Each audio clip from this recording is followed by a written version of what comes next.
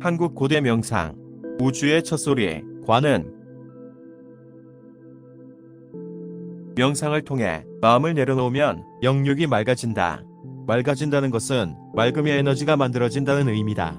물론 맑음은 눈에 보이지 않지만 수행자라면 서로가 느낀다. 고급 수행자이면 물론이며 그가 스승이라 할지라도 이에 동의한다. 그러므로 맑음의 에너지는 법력의 기초가 된다. 그런데 어느 날 맑음과 함께 나타나는 소리 법문, 관음은 도대체 어떤 것인가? 영적인 소리란 어떻게 감지되는 현상일까? 능엄경에 이르기를 오래전 신비의 법문으로 전해져 오는 소리 법문은 관세음보살이 깨달음을 얻은 최고의 비기로 전해진다. 그럼 관세음보살은 실제 인물인가? 그리고 여자인가 남자인가? 그러나 관세음보살은 우리가 생각하는 인격체의 보살이 아니다. 맑음의 대명사로서 초인격체의 형상을 가지고 수행자의 눈앞에 등장한다. 그때가 하늘의 소리, 관음 법문의 전등이다. 관음 수행자가 머무는 공간에는 관음의 향기가 진동을 한다. 찬란한 칠색 무지개와 함께 관세음보살의 화신이 언제나 수행을 이끈다. 현실 속에서는 감히 상상도 할 수 없는 일로 어떤 이들은 모두 지어낸 말이라 믿을 수 없다고 부정한다. 하지만 관음을 득하면 그 장엄함에 이성적으로는 이해가 불가능한 신비에 빠진다.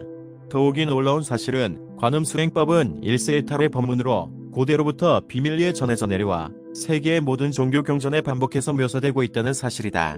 굳이 바꾸어 말하면 관음은 우주의 첫소리, 우주가 맨 처음 만들어질 때 나타나는 하늘의 소리인 옴이 바로 그것이다. 불교의 진원, 만트라는 불타의 말, 법신의 말을 뜻하며 일명 주문이나 기도문이다. 이들 대부분이 옴으로 시작되는데 그중 가장 대표적인 것이 육자대진원, 옴마니, 판매음이다. 이 만트라를 평소에 영송하면 영생의 극락으로 갈 수 있다는 믿음은 소리 법문을 잘못 해석한 일례가 될 것이다. 그럼 과연 옴과 관음의 관계는 어떻게 설정되는가? 우리는 현대 물리학의 이론을 빌려 설명할 수가 있다. 빛은 입자인 동시에 파동으로 이중성을 지니고 있다. 물질의 구성 요소인 세포와 분자, 원자에서 보듯이 원자과 전자는 물질의 마지막 구성인자다. 이러한 전자 역시도 입자인 동시에 파동으로 눈에 보이는 입자와 눈에 보이지 않는 파동의 이중성을 지닌다. 결론적으로 모든 물질의 최초 구성은 원자로 시작되는 것이니 원자 역시도 파동을 가지고 있듯이 물질 역시도 당연히 파동을 가지고 있다는 것이 정설이다. 범종의 소리는 귀로 들을 수 있다. 하지만 그 파동은 귀로는 들을 수 없다. 그러나 우주 창조의 시작점인 빅뱅의 순간 파동으로 전해지는 소리 법문은 맑음의 기초 위에 등장하게 되는 것이다. 영혼의 맑음은 오감을 뛰어넘어 다른 차원의 파동을 감지할 수 있게 된다. 그 소리는 3차원의 물리적인 소리가 아닌 소리의 파동으로 신비와 영적인 세계로 차원이 다른 고차원의 영역이다.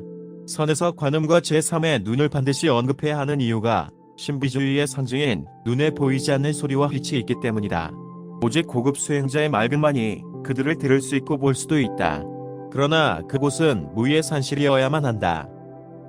베트남 출신 비구니 청해 무상서와 인도 출신 산타마트를 추종하는 관음 수령 단체가 세계 각국의 명상센터를 이끌고 있다. 국내에서도 200여 개의 지부가 활동을 하면서 영역을 넓히고 있는 것으로 알려져 있다. 신을 체험하라는 등 신비의 캐치프레이즈를 내세우며 일세일탈을 꿈꾸는 수행인들을 부르고 있다. 입회만으로도 5대 조상들을 해탈시키고 지난 생애업장을 녹일 수 있는 스승의 가피력을 자랑하고 있다. 완전체 식과 생명사랑 정신의 정성을 다하라. 그러면 스승의 가피의 관음을 득할 수 있다면서. 그러나 그들의 주장과 관음 수행은 무관하다. 해답은 오직 맑을 뿐이다. 하늘의 소리, 관음은 맑음을 증득하면 저절로 나타나는 것이다. 스승의 특별한 가피가 있어서 얻어지는 것은 아니다. 물론 앞서가는 스승의 법력이 맑음을 증폭시켜 도와줄 수는 있겠지만 완전한 채식이나 또 어떤 생명존중의 사상이 깊이 사무쳐야만이 되는 것은 아니다. 수행자의 맑음이 그 수준에 이르면 누구나 자연스럽게 하늘의 소리, 관음을 들을 수 있고 또 볼 수 있다. 그렇다고 그들의 관음 법문 주장에 전적으로 동의하는 것은 절대 아니다. 관음의 실체에 대해서는 동의하지만 신비함이나 지고지선의 법문이라 받들고 상을 치는 행위는 절대로 용납할 수 없다. 그들 역시나 유의법의 희생자일 따름이다. 법화경보 문품에도 관음의 묘한 지혜와 힘으로 능히 세간의 고통을 구원한다. 하며 관음의 신비함을 강조하고 있다.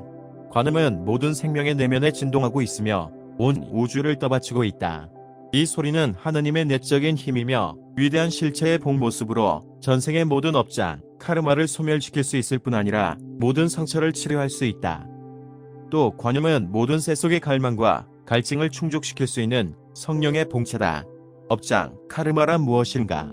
과거의 빚으로 지난 생의 자해나 탈의에 의해 저질렀던 개인의 악행이나 공적인 사건들을 총망라한다. 전생이나 전생에서 일으켰던 나쁜 행위를 말하는 것으로 지금은 누구도 알 수 없지만 영혼의 기억 속에는 분명하게 입력되어 전해오고 있다. 본인이 가진 개성도 포함된 것으로 화를 참지 못하는 다혈질, 술을 즐기는 DNA, 가계의 유전병, 또 지금 겪고 있는 현실의 어려움과 한란, 장애 이 모든 것의 총칭이다. 이것은 누구도 대신할 수 없으며 인가의 법칙에 의하여 반드시 준 것만큼 되돌려 받아야 하는 빅 카르마로 명명된다. 이렇게 무시무시한 카르마도 우주의 첫소리인 관음을 만나면 화롯불 위에 산설 녹듯이 사라진다. 어째서일까? 그것은 그 어떤 것도 이 소리가 창조한 것이기 때문이다. 이 소리는 일종의 진동이며 법력으로 이 소리가 나타날 때는 관세음 보살의 화신이 화연하여 모든 것을 원래의 모습으로 되돌리고 부족을 채우는 것을 관음 수행자는 목격할 수 있다. 20년의 기공 수행에서 언제나 한계를 실감하던 필자가 마침내 관음 법문을 득한 후 사물을 하나씩 깨달아가는 경물치지가 아닌 단번에 알 수 있는 통찰력을 얻는다. 그래서 무위법의 논리를 후학을 지도하게 된 전환점이 된다. 하지만 관세음 보살이 아닌 가브리엘 천사의 화신을 만나게 된 까닭은 어릴 때부터 익혀온 카톨릭 신앙의 영향인 듯하다. 이처럼 관세음 보살과 가브리엘 천사가 동일하며 성령의 본모습이 말씀인 원유 혹은 사운드이며 관음인 것이다.